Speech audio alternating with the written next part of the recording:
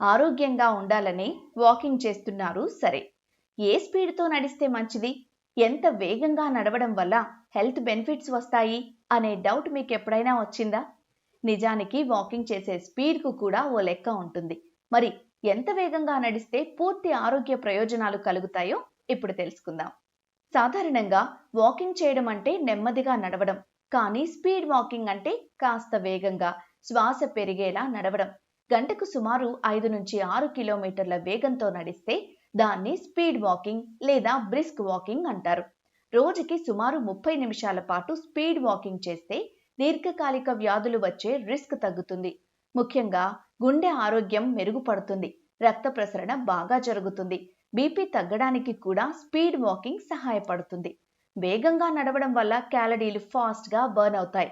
హెల్తీగా weight loss అవ్వాలనుకునే వారికి speed walking మంచి ఆప్షన్. స్పీడ్ వాకింగ్ చేస్తే మానసిక ఆరోగ్యం కూడా మెరుగుపడుతుంది.